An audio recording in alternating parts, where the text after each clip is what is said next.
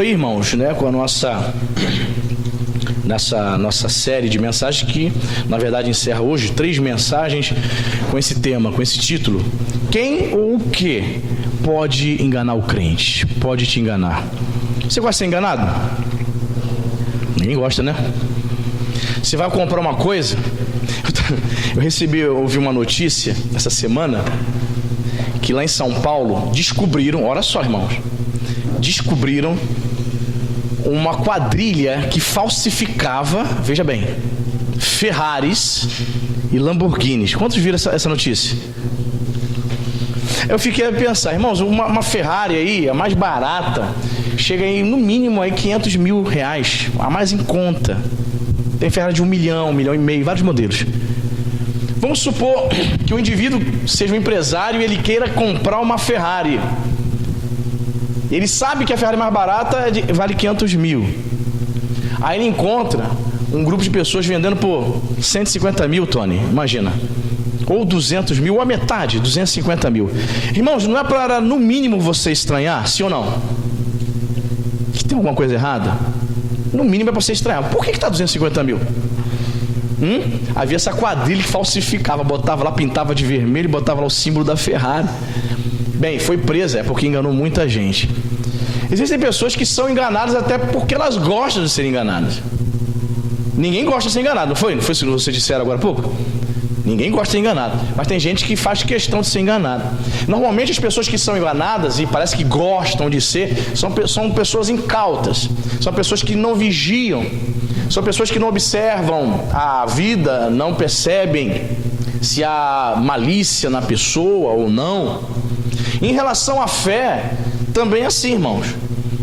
Muitos crentes estão sendo enganados por ingenuidade ou ignorância, mas outros é por falta de vigilância mesmo. Elas deveriam estar se apegando à palavra de Deus, mas infelizmente elas estão sendo enganadas por determinadas situações. E é isso que eu vou falar, né, fechando essa série: quem é ou o que pode te enganar. Primeiro texto que vamos trabalhar nessa noite, abra sua Bíblia em 2 Timóteo 3,13.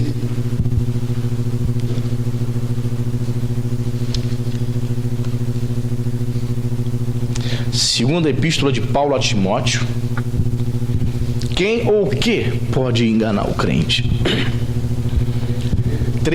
Capítulo 3, segunda epístola de Paulo a Timóteo, capítulo 3, versículo 13.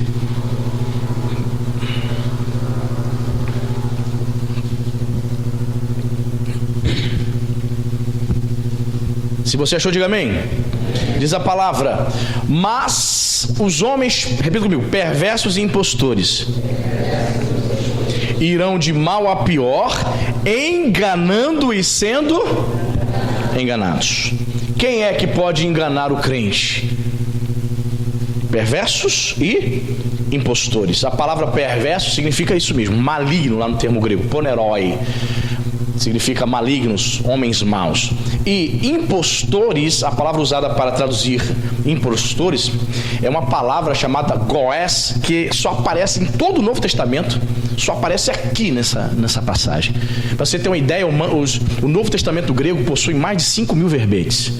E só aparece essa palavra aqui, essa palavra no original grego, impostor, que foi traduzido por impostores, que também poderia ser traduzido por feiticeiros. Pessoa feiticeira, uma pessoa que arma alguma situação, faz mandinga. Muito bem, o que Timóteo está dizendo aqui? Que os homens malignos, que os homens perversos e que os homens impostores, aqueles que são enganadores, eles continuam enganando e enganam a si mesmos, né? Começamos a perceber que o caminho do pecado sempre vai levar para baixo, irmãos. É interessante isso. Os enganadores, eles tendem a continuar enganando a si mesmos. E o engano, irmão, sempre vai abrir porta para mais engano. Existe no meio do povo de Deus, infelizmente, os lobos, irmãos. Nós somos crentes e nós devemos alcançar e obter essa maturidade de entender que nem todo mundo que está na igreja é firme, irmão. Tem muita gente dando golpe. Tem muita gente se colocando como impostor, como enganador. E às vezes o crente na boa intenção de ajudar, Ela faz o bem, ela quer fazer o bem. Pastor, eu estou fazendo o bem. Mas você tem que olhar. Você tem que olhar se a pessoa está ali com malícia, com o intuito de enganar você. Certa pessoa conversando comigo falou que emprestou o apartamento dela para um irmão morar. E ao emprestar o apartamento para o irmão da mesma igreja morar, não estou usando, pode ir lá, ficou com pena que o irmão estava desempregado, não tinha condições de pagar aluguel. Ele falou, vai lá, mora lá com as crianças, e ficou com pena.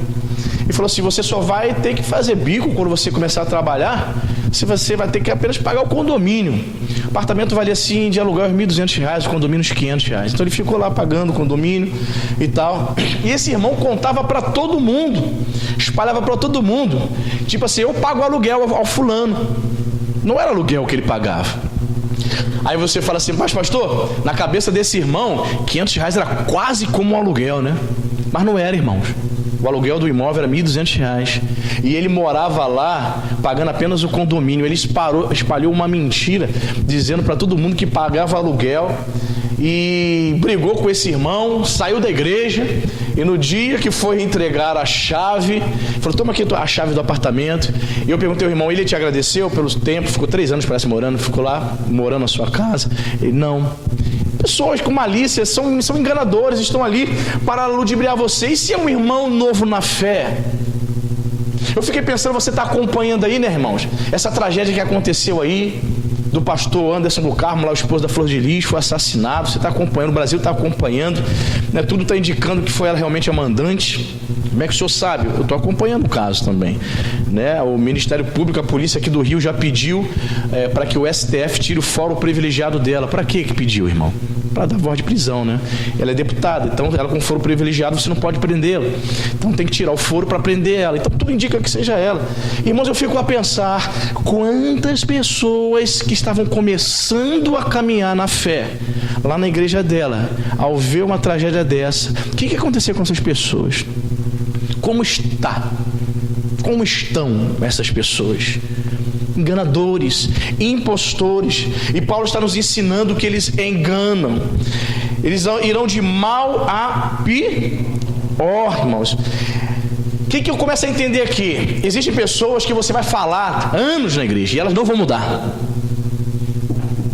Existem pessoas que você vai falar, você não vê mudança. Já se passaram 5, já se passaram 10 anos e ela não mudou nada. Vão de mal a pior. Estão enganando a si mesmas. É a pessoa que vem na igreja e vive uma vida dupla lá fora. Está enganando a si mesma. Pensa que está enganando o pastor, mas não engana Deus. Você entende? Também entendo que os crentes, os verdadeiros, as pessoas de Deus, devem se tornar pessoas melhores. O oposto também é verdadeiro. Se aquele que é impostor, que aquele que é perverso, ele vai de mal a pior, você é de Deus, amém? Sim ou não? Você é de Deus? Você crê nisso? Pastor, estou em dúvida. Ih, meu Deus, tem que fazer uma reavaliação na sua vida então. Mas se você crê que você é de Deus, que você é nascido de Deus, você precisa melhorar cada vez mais. Hoje, 18 de julho, ok? 2019, daqui a um ano, 2020, 18 de julho, você tem que olhar para você mesmo e tem que perceber, eu melhorei, eu evoluí como crente, eu amadureci, eu cresci, porque se o maligno vai de mal a pior, o crente verdadeiro tem que melhorar, irmão. Você precisa crescer, você precisa melhorar como marido, você precisa melhorar como pai, você precisa melhorar como esposa. Até quando você vai tratar o seu marido como se fosse uma criança? Existem mulheres que abertamente mandam dentro das suas casas, ditam as normas. Você tem que inverter, irmão, os papéis. O homem é que é o cabeça. E você manda, mas pastor, meu marido é um banana, ele é omisso, por isso que eu assumo. Está errada. Você está violando uma lei espiritual.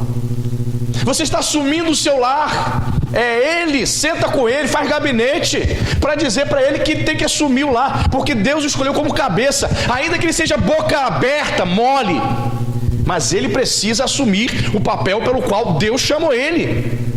Daqui a um ano, em nome de Jesus, você precisa ter o entendimento de que você melhorou, porque está escrito, aqueles que não são de Deus, os malignos, os impostores, os perversos, é o normal deles, é a natureza deles, eles vão de mal a pior, enganando e sendo enganados.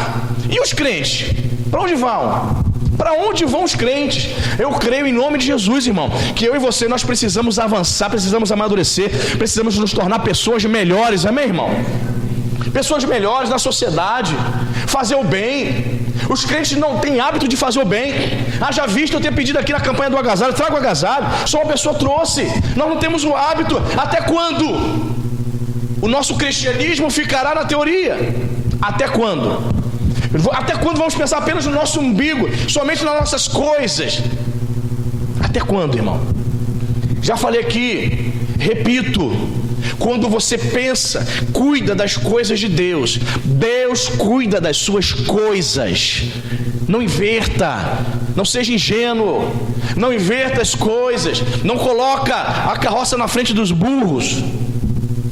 Tem crente, não, pastor, eu preciso resolver meus problemas. Não, pastor, eu estou dando um tempo na obra de Deus porque eu tenho que resolver meus problemas. Não vai conseguir. É isso que Satanás quer, que você inverta. Mas o mesmo Cristo que você diz servir, que nós servimos, vai dizer: buscar em primeiro lugar o reino de Deus e a sua justiça, e as demais, repita comigo, as demais coisas vos serão acrescentadas. Onde está escrito isso, pastor? Mateus 6,33. Quando nós não lemos as Escrituras, nós deixamos essas verdades escaparem. Então Deus está dizendo o seguinte: para os perversos, realmente difícil. Eles vão de mal a pior. Geralmente o pastor fala e nem dão confiança. Não são pessoas de Deus, não são pessoas nascidas de Deus. Estão enganando e sendo enganadas. Mas e quanto a nós, os crentes, os verdadeiros? Nós precisamos viver na verdade, amém? Cada dia melhorar mais, vivendo a verdade e pregando a verdade. Amém, igreja? Muito bem. Segundo ponto, Tiago capítulo 1, verso 22. Quem ou o que pode enganar o crente? Epístola de Tiago, capítulo 1, verso 22.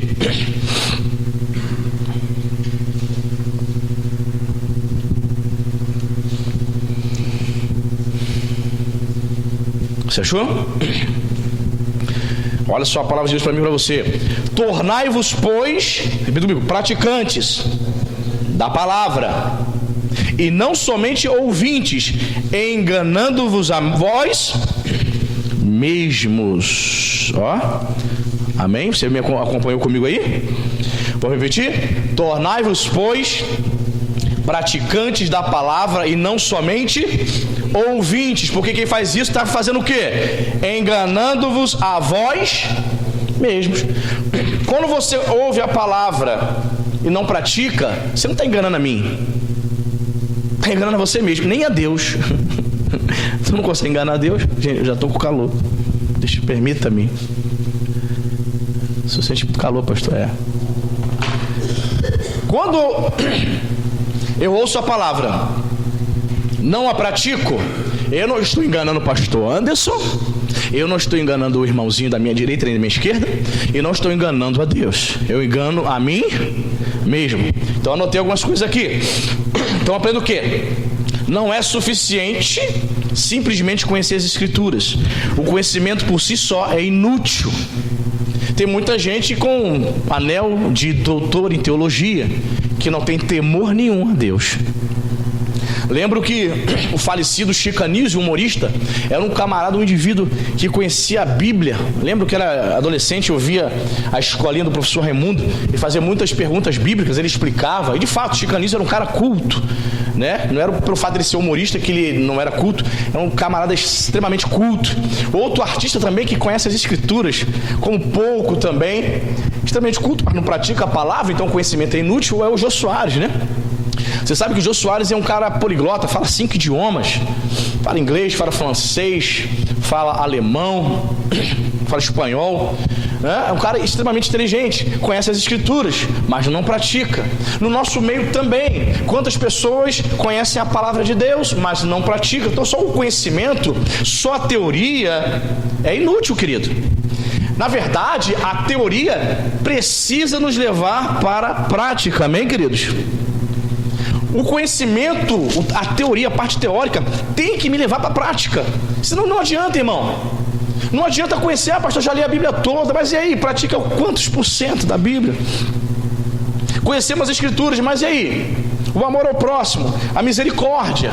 Eu estou com raiva do irmão A, pastor. Eu estou com raiva com o irmão B. Conhece a Bíblia? Não conhece, irmão, não pratica. Está enganando a si mesmo, irmão. Escrevi o seguinte no meu esboço: para muitos, possuir só o conhecimento vai lhe trazer arrogância. E é o que eu tenho visto nesses últimos tempos, no século 21, uma galerinha que monta página no Facebook, principalmente irmãos calvinistas. Meu Deus do céu, turma arrogante, estuda teologia só para ficar em debate, estuda teologia só para debater, não pratica, não congrega em igreja nenhuma, não serve a nenhuma igreja, não contribui, não sustenta a obra de Deus. São pessoas descompromissadas, são pessoas que não conhecem o Senhor, mas a Bíblia, ela faz questão de dizer que conhece.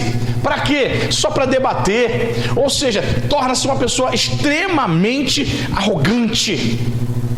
Irmãos, certo professor no seminário, quando eu fiz seminário, disse que os irmãos começaram a ter uma discussão teológica em certa determinada aula, numa discussão teológica. Aquela discussão foi aflorando da sala de aula, em supostos líderes, futuros pastores, começaram na discussão: não, porque uma vez salvo, salvo para sempre, não é assim, porque eu tenho livre-arbítrio. Começaram a discutir, que os irmãos saíram no tapa. O professor de teologia, pastor, teve que botar os dois irmãos crentes para fora. Há uns 3 anos atrás, dois irmãos lá nos Estados Unidos, todos os dias, o irmão fazendo caminhada no condomínio parava: ô irmão, fala, e aquela questão teológica lá? Porque a Bíblia diz isso. Eu não concordo, é assim. E começavam todos os dias de manhã, quem passava via que eles sempre estavam discutindo assuntos teológicos, assuntos bíblicos. Teve um dia, irmão, que esse que passava não suportou tamanha pressão, não suportou ser vencido no argumento pelo outro. Ele puxa a arma e mata o próprio irmão da igreja com vários tiros. E ele nem foge, ele bota a mão na cabeça e fica ali. Depois que ele atira, ele ainda tenta socorrer. Ele espera a polícia, ele se entrega. Eu errei, eu perdi a paciência. A polícia interroga as pessoas, os vizinhos, porque ele tinha algum ódio por esse irmão, ele tinha alguma mágoa. Não, ele só via eles discutindo todos os dias aqui sobre a Bíblia. Aí ele só via eles discutindo acerca das coisas de Deus. Conhecia a Bíblia, mas não tinha Jesus no seu coração. Então cuidado, irmão, cuidado, porque muitas vezes só o conhecimento pode trazer arrogância, pode nos fazer pessoas conhecedoras da Bíblia, mas extremamente estéreis e secos espiritualmente. Devemos praticar a palavra de Deus, não sermos meros ouvintes, amém? Aprendo também que o verdadeiro conhecimento, irmão, dessa palavra e a prática não vai nos tornar mais semelhantes a Jesus, amém, irmão? Você tem desejo de ser mais parecido com Jesus? Amém? Esse é o nosso alvo, nos tornar mais semelhantes ao Senhor Jesus. Você percebe que você está praticando a palavra de Deus, não está sendo apenas mero ouvinte, quando o seu comportamento, quando o seu linguajar torna-se parecido com o de Jesus.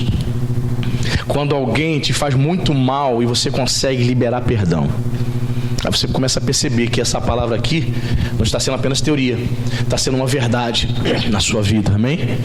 Quando uma pessoa faz um mal para você, ao invés de você revidar, ao invés de haver retaliação, você ora por ela, dizendo assim: Senhor, tenha misericórdia, não te conhece, Senhor, tem misericórdia dela, ela fez isso comigo, Pai, me machucou, me magoou, mas é porque ela não te conhece, Senhor. Aí você começa a perceber se você está sendo mais semelhante a Jesus ou não. Recitar versículos bíblicos, saber a Bíblia de capa a capa somente, para aqueles que não estão praticando, é inútil. Amém, irmão? Muito bem. Terceiro texto: quem ou o que pode te enganar? Nós aprendemos aqui nesse segundo texto que o que pode nos enganar é conhecermos a palavra e não praticar. Terceiro texto, 1 João, capítulo 1, versículo 8.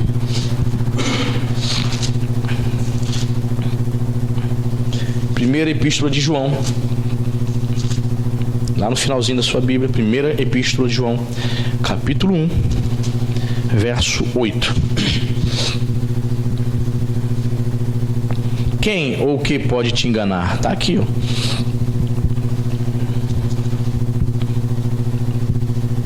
Você achou? Amém? Olha o que diz a palavra. Se dissermos que não temos pecado nenhum, a nós mesmos nos enganamos e a verdade não está em nós. Aprendemos aqui o seguinte, irmãos, que João, já idoso, ele reconhecia que o pecado ainda permanecia latente na vida dele. O apóstolo João, mesmo tendo sido redimido pelo sangue de Jesus, mesmo entendendo que servia ao Cordeiro de Deus, ele tinha essa consciência de que ainda era um pecador. Ele tinha consciência que habitava dentro dele ainda a sua natureza pecaminosa. Então havia um grupo de pessoas lá nesta igreja, que os teólogos costumam chamar de gnósticos. Era um grupo que misturava as religiões de mistério, religiões gregas, o judaísmo e outras coisas mais com o cristianismo. Eles traziam alguns ensinamentos totalmente fora da palavra, e João escreveu essa epístola justamente para corrigir a igreja acerca desses falsos ensinos dos gnósticos. Então eles diziam o seguinte: olha o falso ensino deles. Eles diziam que o crente, ao servir a Jesus, ao conhecer Jesus, ele se torna impecável. Eles começaram a ensinar que o crente, seguindo a Jesus, deixava de ter pecado. Quando perguntava para ele: vocês têm algum pecado? Ele: não tenho nenhum pecado.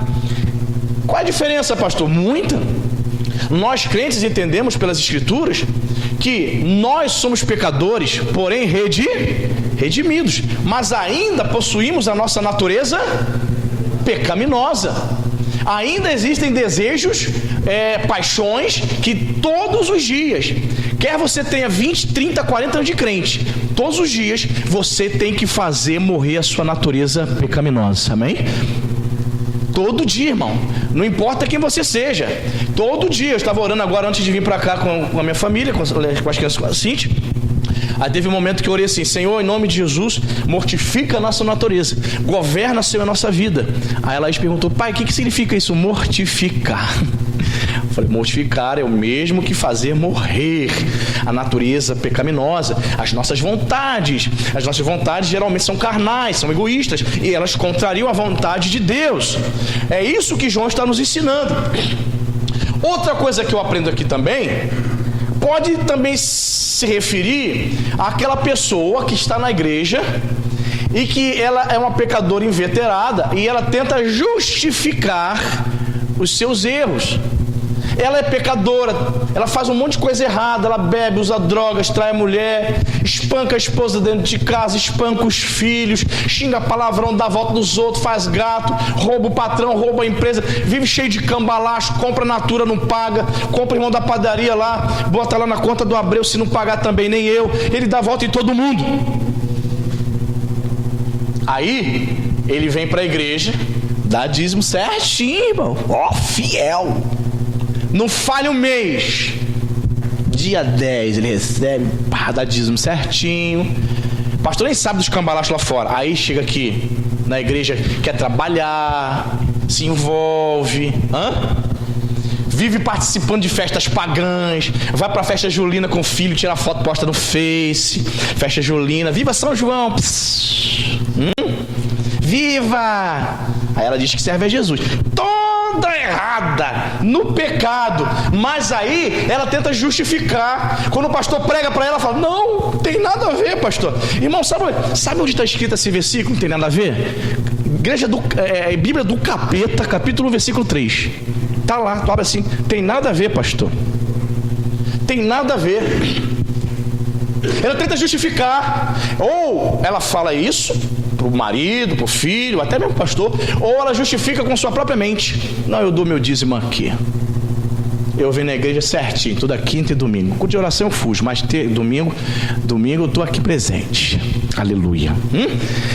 Aí, quando há uma palavra de confronto, ela diz para si mesma: não tenho pecado. João aqui está confrontando, está trazendo ensino para aquelas pessoas que justificam os seus pecados. Não, me batizei, já tenho 10 anos que frequento essa igreja. Eu vi o bispo Roberto McAllister pregar, pastor. O senhor nem viu. não tenho pecado. Cuidado. Vamos ler de novo o versículo aqui? Se dissermos que não temos pecado nenhum, a nós mesmos nos enganamos e a verdade não está. Meu Deus. Ao negarmos nossos pecados, também negamos a necessidade de perdão. Percebe? Quando a pessoa está no pecado, se entrega e justifica seus pecados, dizendo: eu venho na igreja, dou dízimo, então eu posso fazer o que eu bem quiser. Quando ela tenta justificar seus pecados, ela não está reconhecendo a necessidade de perdão.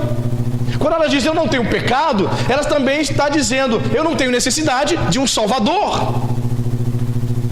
Não é assim? Eu não tenho pecado, vírgula, logo não preciso de perdão. Pastor, eu não sou pecador inveterado, logo, vírgula, para que eu vou orar aqui pedindo perdão de quê? Estou firme, sou crente. E a pessoa vem se enganando, sendo enganada, iludida pelo diabo, justificando os seus pecados. Não é assim, irmão? A pessoa que bebe em casa, ela toma. Não, pastor, eu só tomo em casa socialmente. Muitos justificam. Não, pastor, é socialmente. Estou fazendo mal a ninguém. É em casa, não fico bêbado. Ela não está justificando? É um pecado. Porque o nosso corpo não tem necessidade de álcool. Ou tem? Me prove na Bíblia. Me prove nas escrituras que o seu corpo tem necessidade de álcool. O nosso corpo tem necessidade de proteínas, sais minerais, água, etc, etc. Mas álcool não. Isso é só para satisfazer a tua carne. Quando você diz assim: vou tomar uma socialmente, você está dizendo que quer satisfazer a sua carne. Efésios 5,18, Paulo vai dizer: não vos embriagueis com vinho, no qual há contenda, mas enchei-vos do Espírito Santo de Deus. Percebe? Quando você ouve uma palavra dessa, você tem que reconhecer: de fato, pastor, eu preciso abandonar meu pecado. Mas quando você ouve uma palavra dessa e diz: não, pastor, é porque você começa a justificar. O pastor está mostrando a Bíblia e você começa: não, é porque fulano, porque Beltrano. Cuidado, João está dizendo para você que você está enganando a si mesmo. E o pior, viu como termina o versículo aqui? Lê comigo bem alto aí. E a verdade, repita comigo, e a verdade não está em nós. Quem é a verdade? João 14,6: eu sou o caminho, a verdade e a vida. Quando o apóstolo João usa o termo verdade, ele está se referindo ao próprio Cristo. Quando você vai estudar teologia joanina, você vai ver algumas palavras que são características de João: Cordeiro de Deus, verdade, luz, trevas, são dualismos que ele usa na sua teologia. Então nós aprendemos aqui que ele está enfatizando e apontando para o próprio Cristo. Se eu digo que não tenho pecado, que eu não preciso de arrependimento, que eu não preciso de perdão, que eu não preciso de Salvador, quando eu justifico os meus erros, a verdade, Jesus, não está em nós. Quem está entendendo, irmão? Isso é muito grave, isso é muito sério. Então não fica justificando não, irmão. É bom sempre falar isso, porque todo mundo fala isso, né? É sempre bom explicar. Pastor, mas por que, pastor? É tão bonitinha, nossas crianças lá, vestidinho lá de caipira, chapeuzinho na escola, ganha ponto e tudo. Meu irmão, a festa junina, vou explicar mais uma vez, tá? Parece que eu estou aqui para explicar, para ensinar. As festas julinas são festas de cunho pagão. São festas em honra a Santo Antônio, São Pedro, São João. Ou você é crente ou você é católico. Decida ainda, irmão. Decida quem você é. Pastor, não tem nada a ver, é tão bonitinho. Decida o que você quer. Decida, irmão. Em nome de Jesus. Precisamos abraçar a fé. Eu não posso compactuar com uma festa pagã e dizer que não tem nada a ver. Tem a ver sim. Você não sabe o mal que você está fazendo à sua família, ao seu filho, levando seus filhos para dançar festa junina em honra a um demônio. Porque Paulo vai explicar, vai dizer que por trás dos ídolos existem demônios. Ou você nunca leu isso na Bíblia? Existem demônios agindo. Então você vai dançar, vai participar de uma festa pagã, de uma festa que honra a Satanás. Então no mundo espiritual algo está acontecendo. O que está acontecendo? Você está dando brecha para o diabo atuar dentro da sua casa. Você está dando brecha para o diabo agir na tua família. E depois fica perguntando, por que isso está acontecendo na minha vida, pastor? Ah, irmão, puxa a ficha do histórico, puxa, irmão. Puxa, sempre tem outra história, sempre tem outras versões para a gente ficar sabendo, não é verdade? Sempre tem. Então cuidado, querido, se a parte dessas coisas. Infelizmente, muitas igrejas evangélicas estão caindo nessa cilada. O mundo entrando dentro da igreja. Arraia gospel, festa da roça, festa country, tudo com pretexto. Eu não sou contra a festa não, irmãos, mas por que o crente tem que fazer a festa com barracas, com bandeirinhas no mês de julho para coincidir com as festas juninas? Por que tem que ser? Pastor, mas tem louvor e tem adoração. Querido, você está confundindo a cabeça daqueles que não conhecem o evangelho. É a própria igreja confundindo a mente dos incrédulos. O incrédulo chega aqui numa festa da roça com barraquinhas e bandeirolas, e vai na festa julina aqui do viaduto, ele não vê diferença. Ele vai dizer, é tudo igual, é tudo farinha do mesmo saco, não há diferença. Então ele vem aqui hoje no culto, domingo ele vai para a missa, é tudo igual. Lá na missa também tem uma quermesse lá, tem também festa julina. Na outra semana eu vou lá na igreja evangélica, eu vou lá naquela igreja evangélica lá de cima, que também tem uma festa na roça. Então, querido, olha, estão bagunçando com o evangelho. É o fim do mundo. Mas nós, vamos dizer, nós não temos pecado, pastor. Você vai querer justificar, vai dizer que é bonito. Não justifique o pecado, não justifique o mundanismo dentro das igrejas. Sabe qual foi a desculpa de alguns pastores para pintar a igreja de preto? É porque a gente filma, né? A gente grava os louvores, aí tem que ficar um ambiente escuro. Irmão, isso é uma mentira. Isso é uma mentira. Por que mentira? Porque você vê na televisão as filmagens das gravações de programas de TV, de filmes, de novelas, em ambientes coloridos, brancos, bege, como aqui. Não, isso aí é uma historinha para boi dormir. Essa alegação de que precisa estar um ambiente preto para filmar, mentira. Tudo tem um mistério por trás. Existem discursos e motivações estranhas por trás. Igreja preta, lugar que eu conheço que é preto, que eu saiba, são as boates. Pintadas de preto. Os inferninhos, prostíbulos, tudo pintado de preto. O que mais pintado de preto? Templos satânicos. Aí a igreja, aí vem o crente. Tem nada a ver, pastor. Querido, como eu falei para você, pastor, mas eu conheço homens de Deus que estão fazendo essas festas arraiais. Eu digo para você uma coisa, cada um vai prestar contas com Deus. Eu sei da minha vida com Deus. Eu não vou responder por nenhum pastor. Eu vou responder por mim. Tenho pastores da Nova Vida, homens de Deus, amigos, tem a igreja preta. Eu não vou responder por ele não, irmão. Você sabia que tem igreja pintada de preta, de igreja Nova Vida? Pois é. Eu vou responder por essa comunidade aqui, ó. Deus vai me pedir contas desta igreja, não é das igrejas do Rio, não. Você está entendendo, irmão? Pastor, mas eu conheço homens de Deus que estão fazendo. Se o homem de Deus se matar, você também vai se matar também? Você vai também seguir também? Eu só vou seguir o homem de Deus se ele estiver o quê? Na palavra. Quem está entendendo? Muito bem. 1 João 3:7.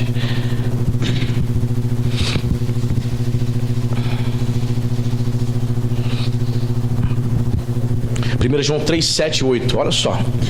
Filhinhos, não vos deixeis enganar por ninguém.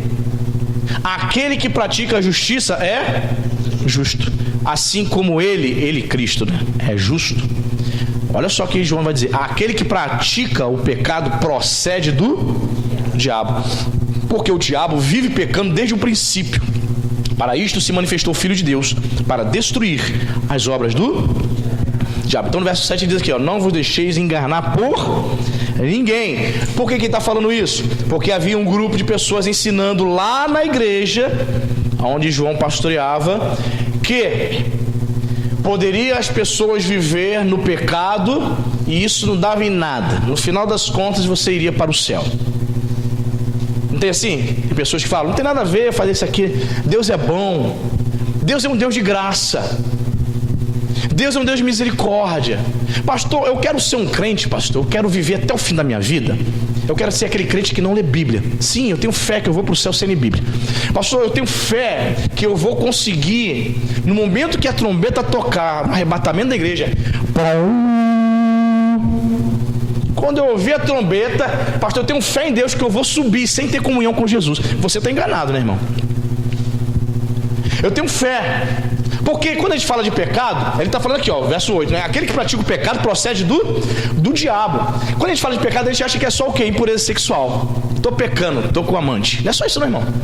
Eu sou gay, eu sou lésbica, eu vivo me masturbando, eu sou um pederasta, vivo na imoralidade.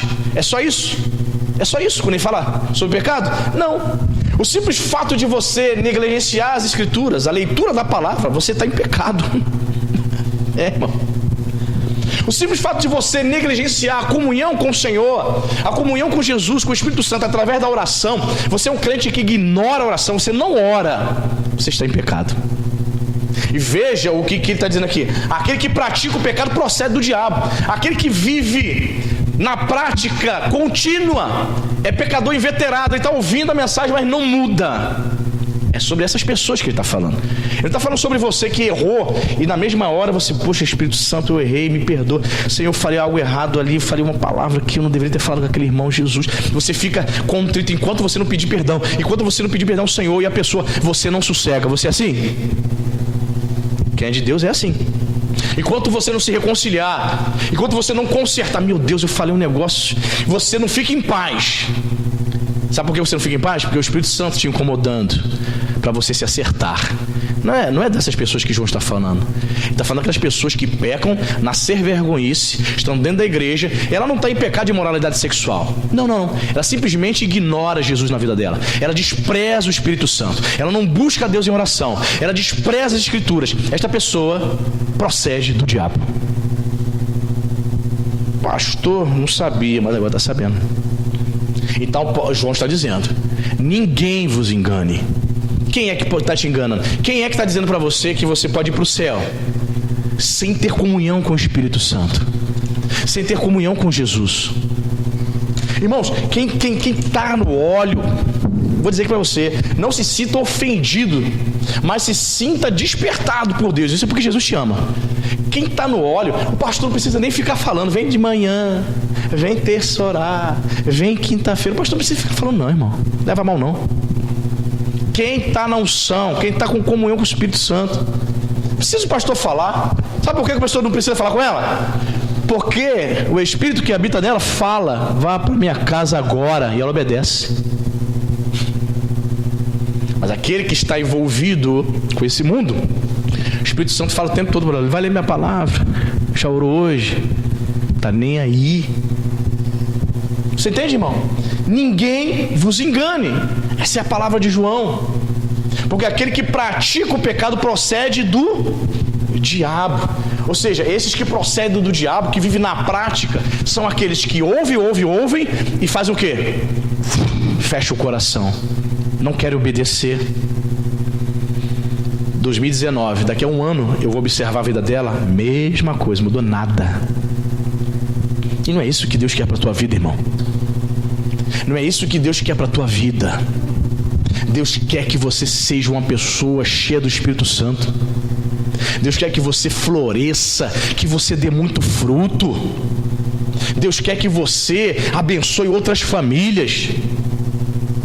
Deus quer que você, querido, seja a bênção para esse irmão que está do teu lado aí, querido. Essa questão do agasalho foi a prova de como estamos vivendo. Quantos trouxeram? Uma pessoa trouxe 4 agasalhos. Pô, e os demais? Os demais? Caramba, eu estou falando aos ventos? Falando para as paredes? Estranho. Aí o diabo ataca o pastor também. Aí o pastor vai para casa pensando assim: rapaz, tu é pastor desse povo aí, nem te dão ouvido, hein? Tu saiu lá de Caxias para isso? É isso mesmo? Entende, irmão? Aí o pastor tem que lutar, vamos pro joelho, porque o diabo está me atacando também. Será que esse povo está ouvindo? Se não, uma coisa simples, não estão te ouvindo, imagina as coisas mais graves. É isso que vem para mim. Este é o ataque que vem para o seu pastor. Por isso tu tem que orar para o teu pastor, meu irmão. Esse é o ataque que vem.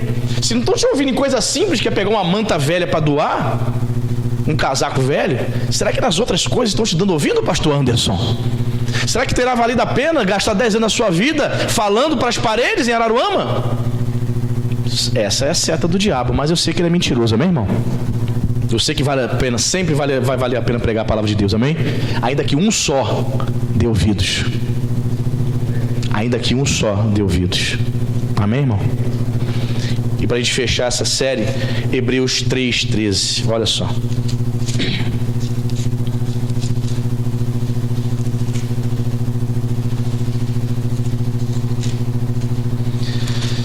Essa aqui é a verdade, irmãos. Às vezes eu fico pensando, fico correndo na orla, fico caminhando, fico pensando em vocês. Penso na igreja. E alguns crentes ficam dizendo assim: por que isso está acontecendo comigo? É porque a gente acha que está tudo bem, mas não está. A gente acha que a gente está assim com o homem lá de cima, mas precisamos nos humilhar, nos render muito mais diante dele. Hebreus 3:13. É isso? Hebreus 3:13. Você achou? Amém? Olha o que diz a palavra. O autor da Epístola Hebreus vai dizer assim: pelo contrário, exortai-vos mutuamente, repita comigo, cada dia, durante o tempo que se chama hoje, a fim de que nenhum de vós seja endurecido pelo do pecado. Amém? Olha só, vamos lá, vamos analisar o versículo. Esse termo aqui, exortai-vos, significa encorajem. Encorajai-vos, dê força, motive uns aos outros uma vez por semana. Amém? É isso que está escrito aí, irmão? É uma vez por semana? Crente domingueiro, é isso mesmo? Hã? Que bom que a Bíblia fala contigo, amém? Cada dia. Querido, em nome de Jesus, eu não sei como você consegue ficar tanto tempo se vir na casa de Deus, podendo vir. Estou falando de você que estuda, você que não tem como gostaria de estar, mas não pode vir. Estou falando de você que fica em casa. Tu olha para o relógio assim, tu sabe que o culto está rolando, mas você ficou por preguiça. Eu não sei, porque o autor da epístola está dizendo que a exortação da palavra de Deus precisa ser diariamente. A igreja primitiva se reunia diariamente. As igrejas hoje, nós nos reunimos 3, 4 vezes por semana. Quando tem algum evento, algum ensaio, aí tu vem, né, fora de culto e tal. Mas a igreja primitiva se reunia todo dia. Ninguém enjoava da cara de ninguém. Estavam ali buscando ao Senhor. Então o autor está dizendo: vocês precisam encorajar uns aos outros diariamente, a cada dia, durante o tempo que se chama hoje, a fim de que? Para quê? A fim de que nenhum de vós seja endurecido pelo engano do pecado. Olha só, irmão. Escrevi o seguinte no meu esboço: o encorajamento diário evitará que os nossos corações sejam endurecidos pelo pecado. Quando você começa a praticar pecado, o diabo vai dizendo para você: não tem nada a ver. Existe um problema. O pecado vai endurecer o teu coração. O diabo vai começar a dizer para você assim: não tem nenhum problema não, todo mundo faz. Todo mundo faz. Aí você faz uma vez, faz duas. Num primeiro momento você fica assim se sentindo culpado, né? Aí o diabo vem e te acusa: você fez isso. Mas depois você faz de novo, faz de novo, faz de novo, e o pecado vem e endurece o coração. Você entende, irmão? E quando o coração está endurecido, você torna-se insensível à palavra e ao Espírito Santo. O Espírito Santo vai usar o pastor e você endurecido. Existe uma doença chamada esclerodermia. Quantos já ouviram falar? Já ouviu falar? A esclerodermia é uma doença de pele. Ela começa a tirar a oleosidade da pele e a sua pele vai ficando dura, vai perdendo mais o que? A sensibilidade, né? Vai ficando dura, vai ficando estranha, se ressequida. É uma doença. Depois você bota aí no Google aí, esclerodermia, imagens, coisas horríveis. E uma dessas questões da esclerodermia é a insensibilidade. A palavra lá no grego para endurecido é escleros, esclerodermia. O que eu aprendo aqui? Que quando o nosso coração é endurecido, ele se torna insensível. O pastor vai mostrar na Bíblia para ela não vai dar ouvidos, porque o pecado, mais uma vez falando para você, quando eu falo pecado, não se refere apenas à imoralidade sexual. Quando o pecado do orgulho, tem muita gente orgulhosa na igreja, quando o pecado do orgulho fecha, endurece teu coração, ele fica insensível para dar ouvidos à voz do Espírito Santo. Olhe, não deixe você se enganar. Olha o que o autor está dizendo. Você pode ser enganado pelo endurecimento do seu coração por causa do pecado. Tem gente dentro da igreja com inveja, ciúmes, meu Deus do céu, ciúme. Irmão, imagina você com 50 anos, com 40 anos, com 55 anos, com 60, com 70 anos, com ciúme do irmão, da irmã. Dentro da igreja você vê muito isso, infelizmente. Ciúme. E a Bíblia vai dizer, a nossa Bíblia vai dizer que o ciúme é uma obra da carne. Quem pratica a obra da carne vai para o céu? Pois é. Tem crente com o coração cheio de ciúme, cheio de orgulho, cheio de inveja. Fofoqueiro vai para o céu? Vai não, tem certeza? Será que não tem um espaço para ele? Se ele se arrepender, vai, né? Digo, se ele não se arrepender, será que ele vai? Língua de trapo, parece ter um fuzil. Cara, me dispara, ele aponta assim, dispara. Será que ele vai? Claro que não. Mas quando a pessoa já endureceu, aquilo ali já se tornou um vício, uma prática. O pastor já falou várias vezes, ela fecha o coração, ela endureceu o coração por causa desse pecado, então ela se torna insensível. Pode vir o bispo Volney aqui fazer campanha de oração. Pode vir o bispo Miguel aqui ficar fazendo campanha, bispo Tito, lá de São Paulo, fazer campanha de oração aqui para ela. Já era, ela endureceu, ela fechou, ela se tornou insensível. Querido, muito cuidado. Quando falam de pecado, não é só pecado de imoralidade sexual. Cuidado com a inveja, cuidado com o seu orgulho. Não sei, talvez você esteja aqui, você esteja se achando, eu sou o cara. Igual Roberto Carlos, esse cara sou eu. Roberto, com 78 anos, esse cara sou eu. Esse cara sou se achando. Talvez você esteja aqui, ninguém sabe, são pecados que estão guardados no teu coração. Uma inveja. Olhou o carro do irmão, eu quero esse carro, vou ter que ter. Viu a geladeira, aquela toda inox, né, que bota até tubo de gelo na porta. Pega água e aquela geladeira de R$10.000. Quanto Deus não me der, a irmã Maria tem? A irmã Maria tem, eu tenho que ter também. Senhor, eu também sou teu filho, eu sou tua filha, Senhor. Começa a bater pezinho em tudo. Senhor, eu sou a tua filha. Senhor, eu dou dízimo certinho, até os centavos, as moedas. Cuidado, querido. Não deixe que o pecado endureça teu coração e te torne insensível, amém? Amém, querido? Você está rindo porque já foram na tua casa e você foi na casa da pessoa e viu a geladeira igual a tua, não foi? Fique de pé. Misericórdia. Ai, Jesus. Feche seus olhos. Isso, feche seus olhos, vamos orar.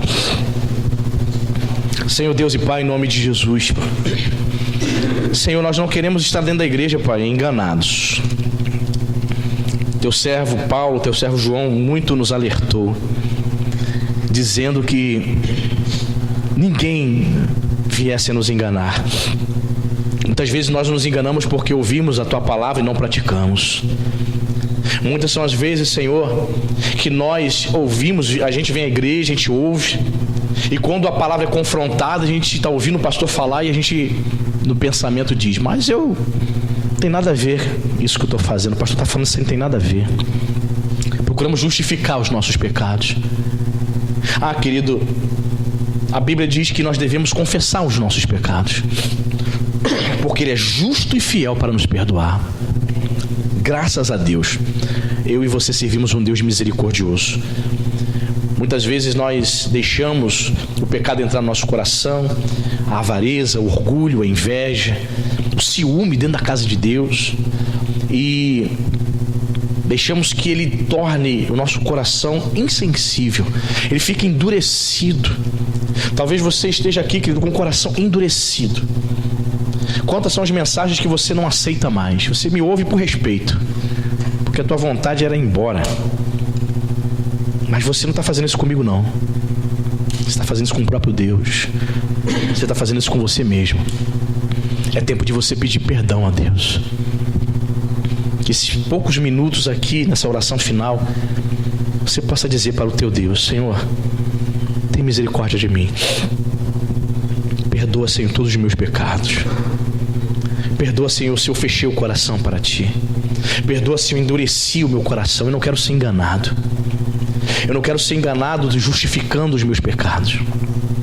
Eu não quero ser enganado por mim mesmo, pela minha vaidade. Eu não quero ser enganado, Senhor, ouvindo, lendo a Bíblia e não praticando nada. Ajuda-nos, Espírito Santo. Ajuda, meu Pai, este povo.